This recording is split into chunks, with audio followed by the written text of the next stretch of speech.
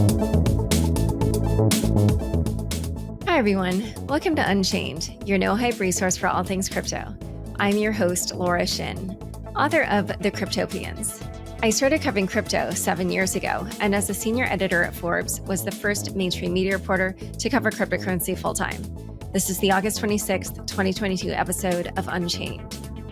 Get access to more of my content through Bulletin, subscribe for an exclusive Discord channel, interviews you won't find anywhere else on Unchained, and more. Visit laurashin.bulletin.com/subscribe. Don't miss Mainnet, the most anticipated crypto event of the year, September 21st to 23rd in New York City. Get $300 off your pass today by visiting mainnet.events and entering promo code Unchained at checkout. See you this fall at Mainnet 2022. 1inch is a top DEX aggregator that finds the best rates across multiple networks. Why use a single DEX when you can use them all? Get 1inch on your phone now or swap on 1inch.io. With the Crypto.com app, you can buy, earn, and spend crypto in one place. Download and get $25 with the code LAURA, link in the description. Today's guest is Travis Kling, Chief Investment Officer at Ikigai Asset Management. Welcome, Travis. Thanks for having me, Laura. How are we doing? I'm doing great. I'm excited to have you here to talk about the merge, which has been a hot topic. At the merge, Ethereum will finally move from being a proof-of-work blockchain to a proof-of-stake one. And although this sounds like a technical upgrade, the supply and demand dynamics of ETH will also change, and that in turn will affect its price. So can you walk us through what these changes are and why you think they might impact the price of ETH? The bullish catalyst here, so I consider this the most significant catalyst in crypto history in terms of its magnitude and the fact that ETH is the second largest crypto and just what it means. And it's, I think of it as being, even larger than Bitcoin halvings.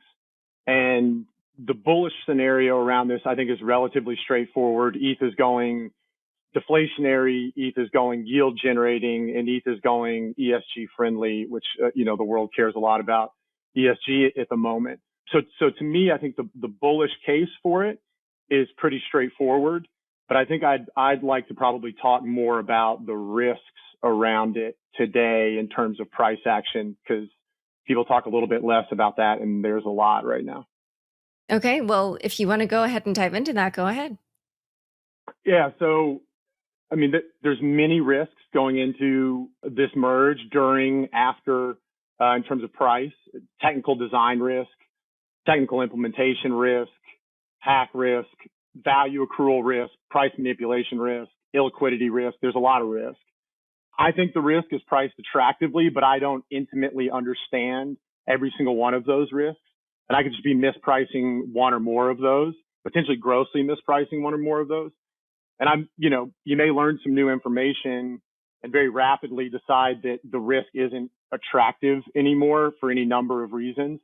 And if you're long ETH today, you need to understand these risks, and price could do literally anything, including go down 50% in a straight line. It just did that like 6 weeks ago, 2 months ago.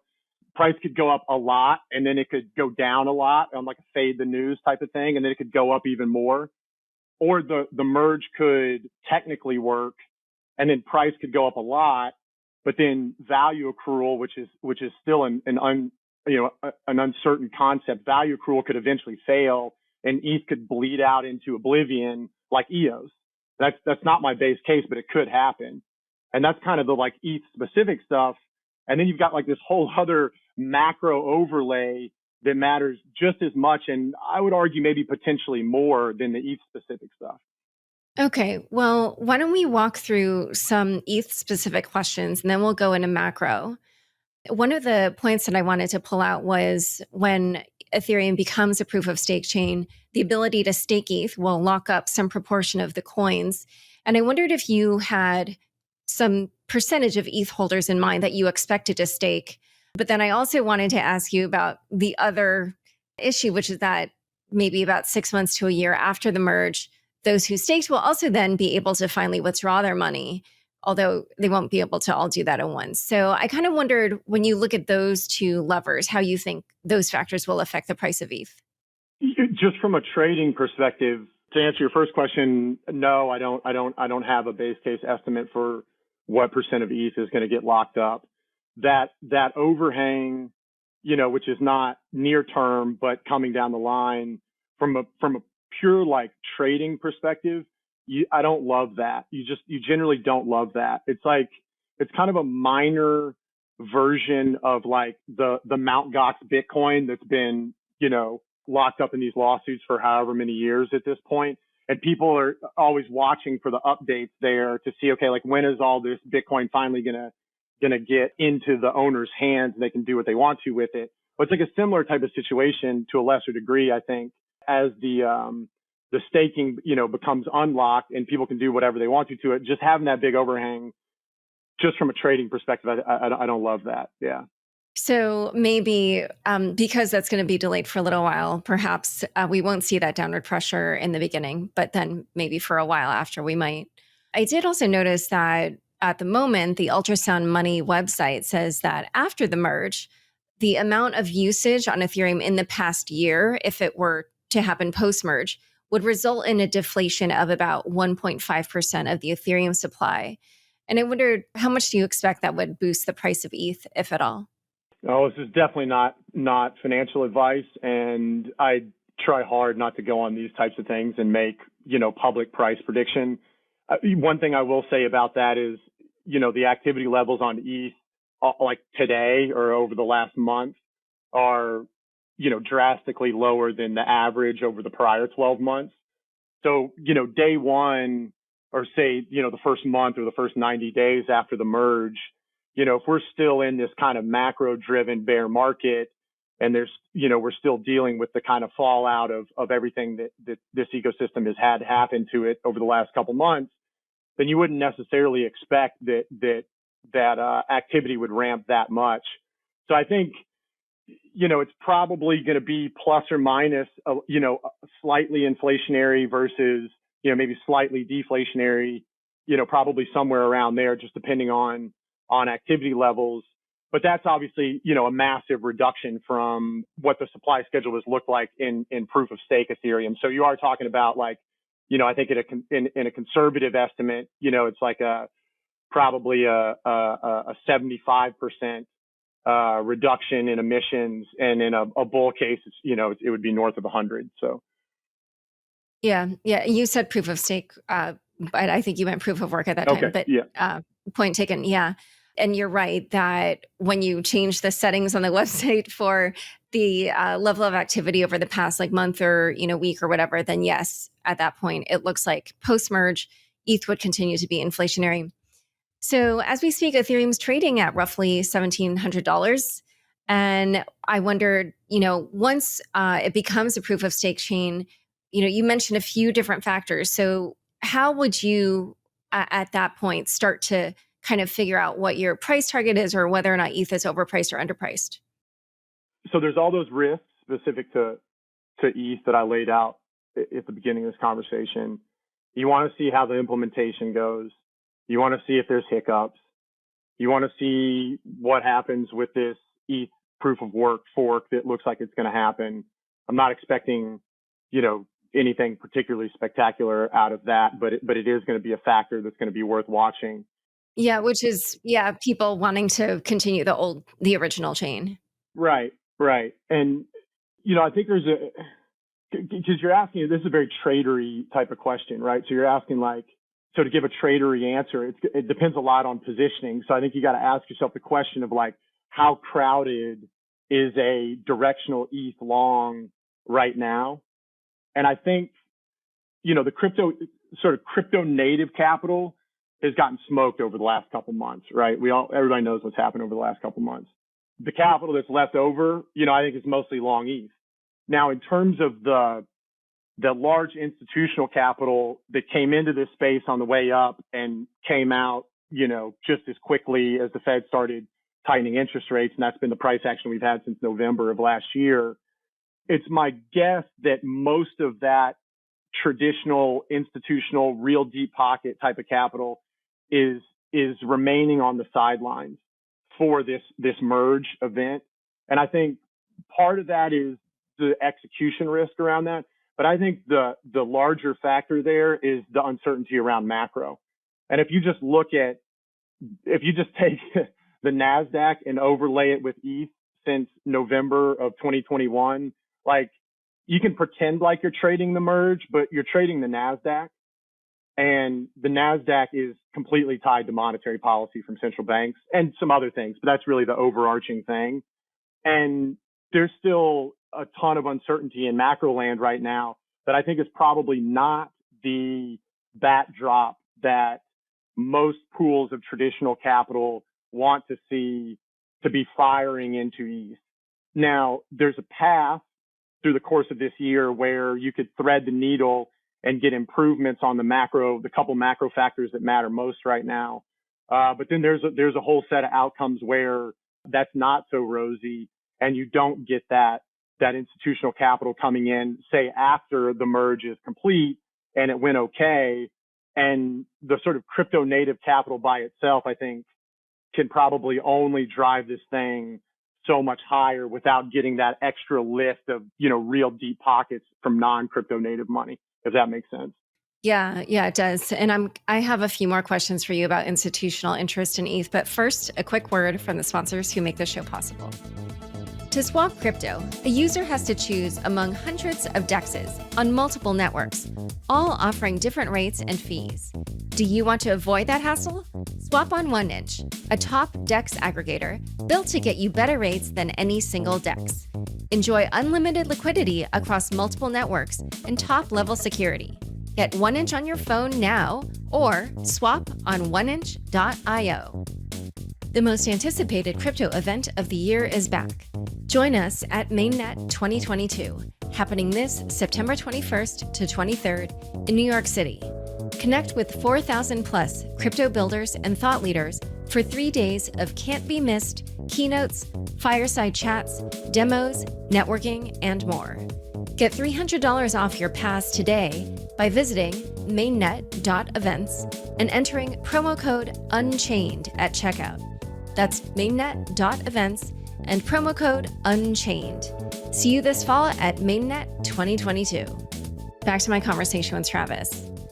So you said that it's mostly the macro environment that you feel is affecting kind of, whether or not institutional money gets involved in ETH.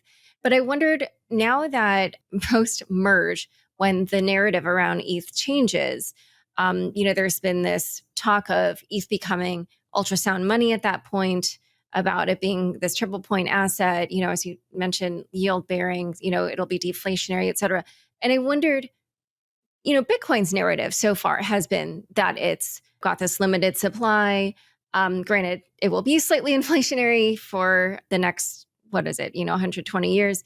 But I wondered, do you see that narrative around digital gold changing because of these changes to ETH? Or, what's your perception of how the merge is changing the institutional narrative around these two assets? So I'm pretty certain that there's never been more institutional capital sort of willing and able to buy ETH in size. Pretty highly convicted around that. And there's just a lot more, there's a lot less uncertainty around it. And it's just gotten a lot bigger. And you had, DeFi, and then you had NFTs and gaming. You've got multiple use cases that are happening on layer one smart contract platforms. And you juxtapose that against BTC's narrative, which is as challenged as I've seen it in the 5 years that I've been paying attention to this. BTC did not really act as a CPI inflation hedge. You can't find me ever saying it was going to, but other people were saying that. It was not an uncorrelated asset, which I think was a pretty meaningful ding to Bitcoin's value proposition, because anybody that was pitching institutional capital to buy Bitcoin had the page in their slide deck about how you could historically just own a little bit of Bitcoin in your overall portfolio allocation, and it would juice your returns and juice your Sharpe ratio just by owning a little bit of it. Your risk-adjusted returns get more attractive. And now it's just been trading in line with everything else. But like everything is trading in line with everything else, right? Like it's not just crypto that's been so tied to this. The 60-40 portfolio, right? Like bonds have gotten smoked this year. The 60-40 portfolios had a very bad year. so far. And I think that really just speaks to, this adage of don't fight the Fed and it's all one trade. And that those two things have just never been more in place than they are right now. This is Jay Powell's world, and every asset price on planet Earth basically is living in it. So, yeah. All right. Well, you sort of hinted at this earlier, but I did want to ask you directly. There's been a lot of activity in ETH futures trading, and I wondered when you looked at that trading, what that indicated for the price of ETH kind of post-merge and beyond. Yeah, it's hard to say because there's some, I would say, meaningful amount of capital that is long spot, short derivatives and playing for, getting like a free fork basically. And it's just kind of hard to know how much of the open interest in Ethereum has that type of trade on versus, just levered long, the ETH perp basically. And then there's on the ETH options side, there's more ETH options activity than there has ever been before. It just recently surpassed Bitcoin options activity for the first time ever. And you've got options dealers that are, presumably selling calls to people that are bullish on the merge and want to get upside through calls. And then those dealers have to go do something with that risk. And it's I would say it's pretty opaque in terms of trying to get a sense of what, if you just think about all the different entities that are selling calls to the people that are trying to be directionally long ETH into the merge through buying calls, that whole universe of sellers of calls, like what do they do with that risk? Like it's kind of hard to say. They're probably sitting on, some amount of spot ETH, but then they may go do things in the derivatives market. That would make a lot of sense as well too, because they're not obviously trying to just be naked short a ton of ETH calls. So it's kind of convoluted right now. Yeah. All right. Well, another wrench that could be thrown into everything, as you mentioned earlier, is that the original proof of work chain may be continued. It likely will be continued. And there will even be a coin associated with it. ETHW, I think, is the ticker. And a lot of analyses say that this chain is unlikely to really gain long-term traction. So I kind of wondered what your perspective was on trading this token. Who is it for? Who is it not for? Is this considered a long-term investment or a short-term trade? What are your thoughts on that?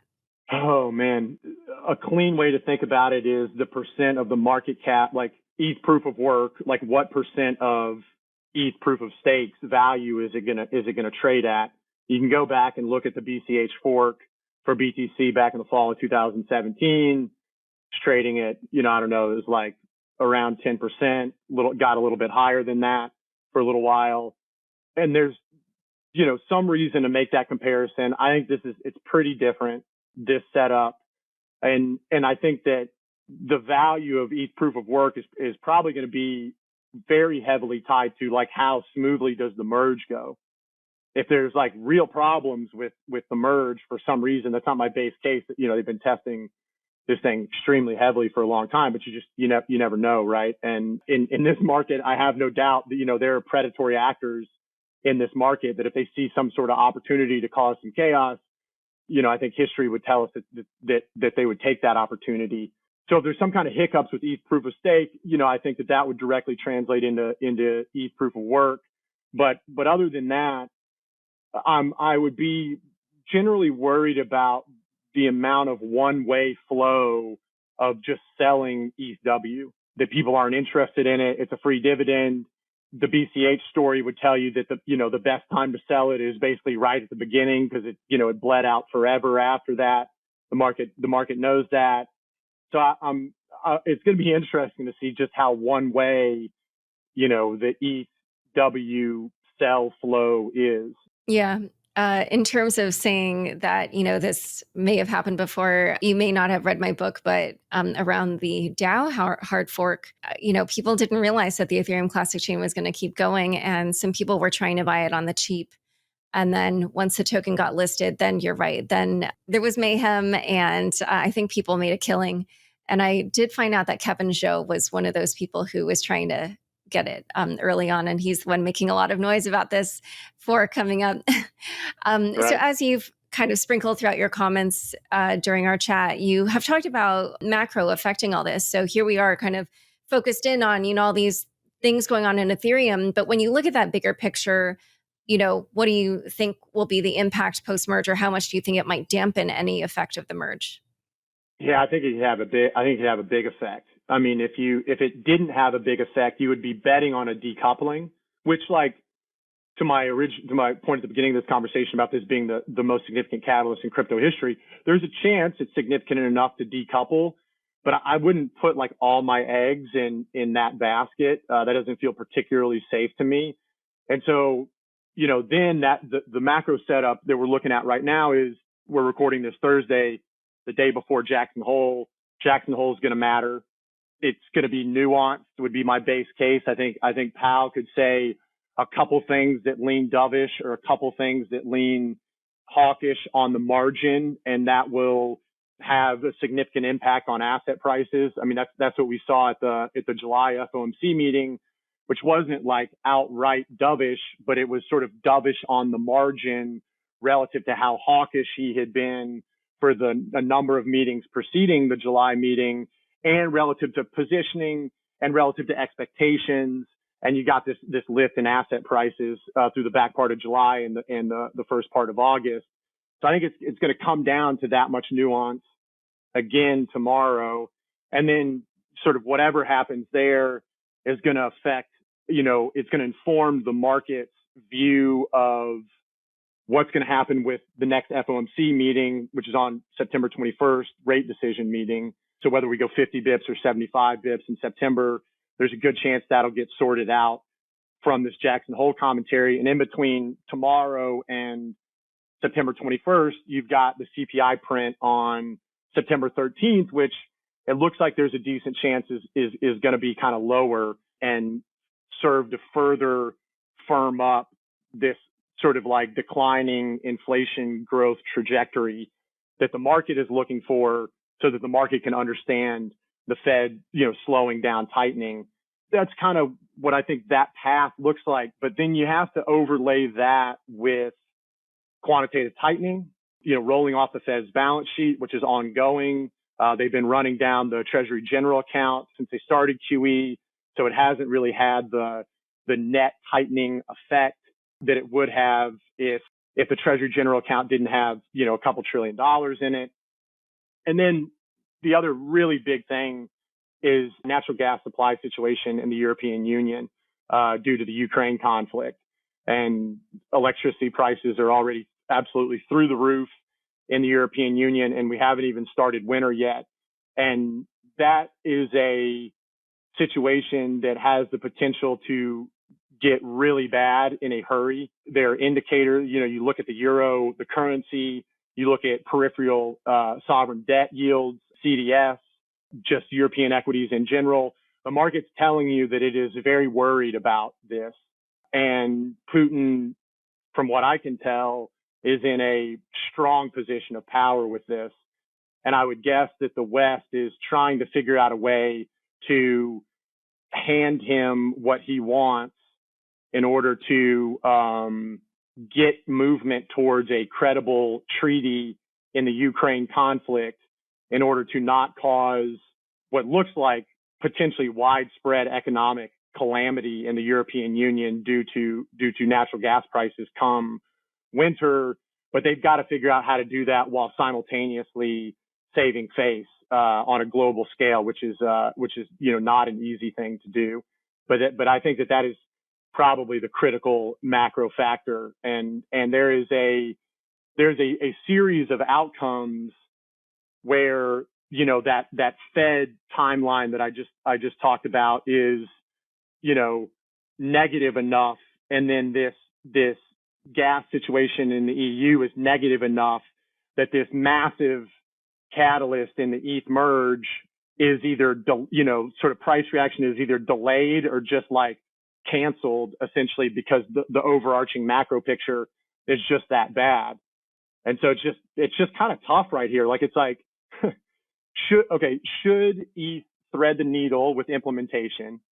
Should ETH value accrual hold? Should the Fed slow tightening? Should QT not implode some corner of the US financial market? Should the global financial markets remain reasonably stable? Should Taiwan not cause World War III? Should Ukraine not hold the EU hostage, or Russia hold the EU hostage over natural gas and cause continent-wide economic collapse and potential collapse of the euro? Should all of that happen, then ETH should work really well. But that's a whole bunch of qualifiers. And so I think that's where we're at. Wow. Okay. Well, that was definitely, quite the overview of factors there. But I agree that, a lot of things that are sort of unrelated to Ethereum itself could really affect how the markets react after the merge. So we'll have to see what happens. Travis, this has been wonderful. Thank you so much for coming on Unchained. I enjoyed it. Thanks for having me. Don't forget, next up is the weekly news recap. Stick around for This Week in Crypto after this short break. Join over 10 million people using Crypto.com, the easiest place to buy, earn, and spend over 150 cryptocurrencies. Spend your crypto anywhere using the Crypto.com Visa card. Get up to 8% cash back instantly, plus 100% rebates for your Netflix, Spotify, and Amazon Prime subscriptions. Download the Crypto.com app now and get $25 with the code LAURA. Link in the description. Thanks for tuning in to this week's news recap. Tether is not yet abiding by the sanctions on Tornado Cash. Tether, the world's largest stablecoin issuer, announced it would stick to its decision to not freeze Tornado Cash addresses, at least for now. The announcement came shortly after a report from the Washington Post that alleged Tornado was defying U.S. sanctions on Tornado Cash. Earlier this month, the U.S. Office of Foreign Assets and Control sanctioned Tornado Cash, a decentralized cryptocurrency mixer for allegedly laundering billions of dollars. Following the sanctions, Circle, the U.S.-based entity behind the stablecoin USDC, froze over $75,000 in funds linked to Tornado Cash addresses. However, Tether, a Hong Kong-based company whose legal obligations to the sanctions are unclear, has decided to take a different path, as it has not yet frozen any assets related to the platform. According to the statement released on Wednesday, Tether has not received any requests from either U.S. law enforcement or regulators to freeze addresses involved with the mixer. Unilaterally freezing secondary market addresses could be a highly disruptive and reckless move by Tether, the company stated. Still, the company said it is in contact with law enforcement almost daily, and it also hinted that it would comply with regulators if it was asked to freeze addresses. Speaking of Tether, last week, BDO Italia, the accounting firm hired by the stablecoin issuer to publish attestation reports, revealed a 58% decrease in the company's commercial paper holdings at the end of the last quarter from the previous quarter. The reduction from $20 billion to $8.5 billion in commercial paper holdings is in line with its promise to cut its exposure to those assets by year's end. Congressman demands answers on the Tornado Cash sanctions. The news about Tornado Cash doesn't end with Tether. This week, U.S. Congressman Tom Emmer sent a letter to U.S. Treasury Secretary Janet Yellen demanding answers on the Tornado Cash sanctions. Representative Emmer is an advocate of the crypto industry and has addressed many of the concerns raised by the community. These sanctions are unique in that they were not levied against a person or an entity, but against privacy-enabling code, he wrote. After Tornado Cash was sanctioned, Alexei Pertsev, one of the main developers of the platform, was arrested in Amsterdam. Last Saturday, a group of 50 people gathered in the city's Dam Square to protest against the arrest and demanded Pertsev's freedom. However, on Wednesday, a judge in the Netherlands ruled that Pertsev must stay in jail for 90 days until the initiation of the public hearing. Ethereum merge's kickoff date is confirmed. The Ethereum Foundation has confirmed September 6th as the date for the initial kickoff of the merge. In a blog post, the foundation wrote, "Following years of hard work, Ethereum's proof-of-stake upgrade is finally here. The successful upgrade of all public testnets is now complete, and the merge has been scheduled for the Ethereum mainnet. The transition to proof-of-stake is split into two upgrades called Bellatrix and Paris. The first upgrade, Bellatrix, is scheduled for September 6th at 11:34 a.m. UTC. In the blog post, the foundation included the links to upgrade the necessary Ethereum clients, a compulsory step for the Bellatrix update to happen." Celsius, Bankrupt and embroiled in legal battles. Crypto lender Celsius, which is going through bankruptcy proceedings, has filed 2 lawsuits this week. The first one is against a former business partner, Prime Trust, which was providing Celsius with custody services. Celsius is claiming that when it terminated the business relationship with Prime Trust in June of 2021, the latter did not return all the assets it was handling. Prime Trust has allegedly kept $17 million worth of crypto assets, and Celsius is now asking those assets to be returned, plus damages to be determined by the court. The second one is actually a countersuit against KeyFi. In July, Jason Stone, KeyFi's founder, had filed a lawsuit claiming that Celsius manipulated the price of the CEL token, failed to hedge against KeyFi's trading activities as they had agreed upon, and that the company's financial mismanagement had created an accounting hole of $200 million. Now, Celsius is countersuing KeyFi and its founder, accusing them of stealing, losing, and laundering millions of dollars worth of cryptocurrency through Tornado Cash. As for Celsius's financial health, CFO Chris Ferraro said during a bankruptcy hearing call with creditors that the company will likely not run out of cash until the end of the year. Previously, law firm Kirkland & Ellis had estimated that this would happen in October.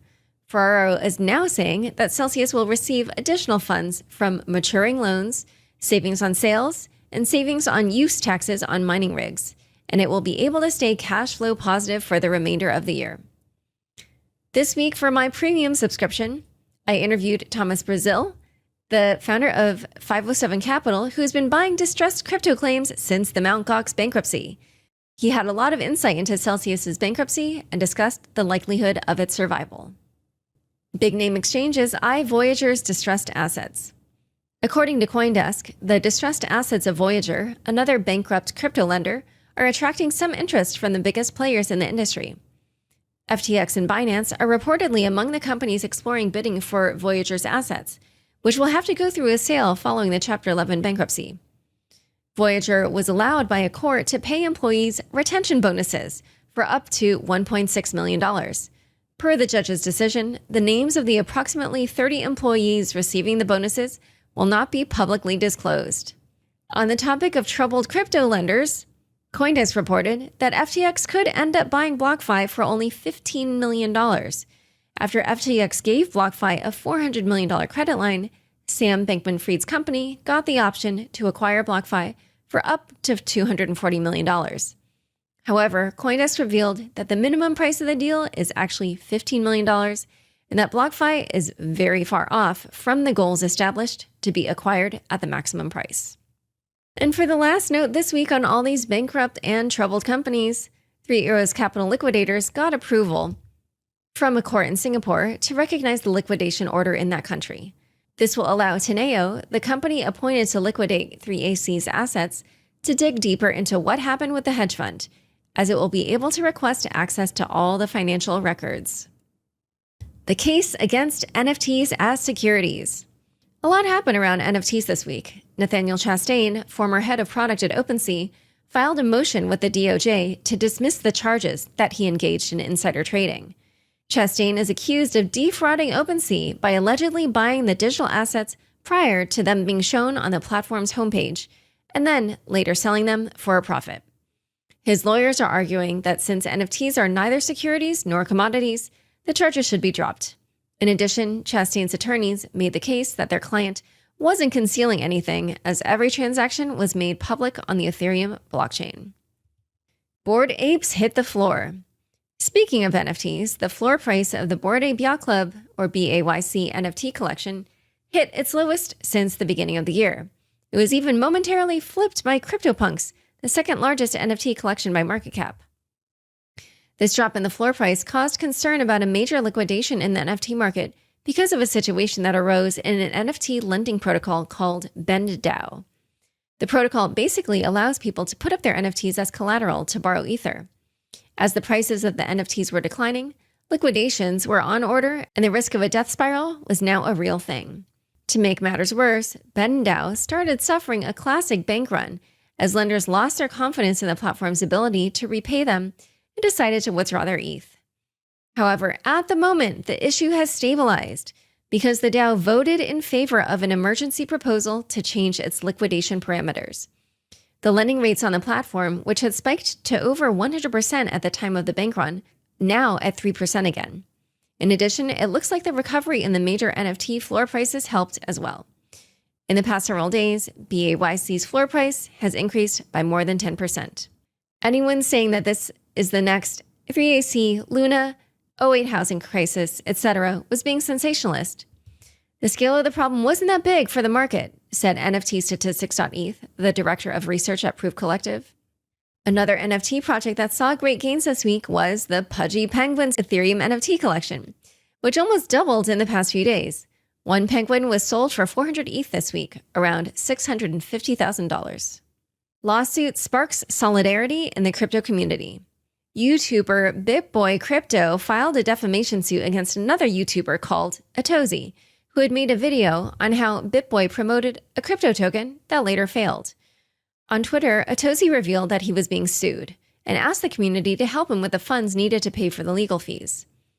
Jordan Fish, most commonly known as Kobe, donated 100,000 USDC. Then, Ben Armstrong, the man behind BitBoy Crypto, decided to drop the legal charges because he never intended the suit to be public. It could be argued, though, that he dropped it because of all the bad commentary he was getting on social media. The $200,000 in funds raised will be returned. Once I have the confirmation that the lawsuit is officially pulled, I will be refunding everyone who donated, said Atozi. Time for fun bits. The latest strategy to 20x your money. Algod Trading, a popular crypto Twitter account, is trying to turn $50,000 into $1 million. You might wonder how. New trading indicators? Leveraging the merge trade? No, the strategy is much simpler than that. He will just do the exact opposite of whatever Jim Cramer says. Jim Cramer is a CNBC host and has become a meme due to his mistaken forecasts. There's even an account called Inverse Cramer ETF. The incredible thing is that the inverse strategy is working out. So far, Algod Trading has been able to double the net value of the account. I asked Algod Trading if there's a way to see how much you would lose if you followed Cramer's advice. Unluckily for me, he didn't want to spend the time researching my idea. Thanks so much for joining us today. To learn more about Travis, the merge, and how to trade it, check out the show notes for this episode. Don't miss the Unchained daily newsletter roundup of the biggest news in crypto every weekday morning. Visit unchainedpodcast.com to subscribe. Unchained is produced by me, Laura Shin, with help from Anthony Yoon, Matt Pilchard, Juan Aranovich, Pam Majumdar, Shashank, and CLK Transcription. Thanks for listening.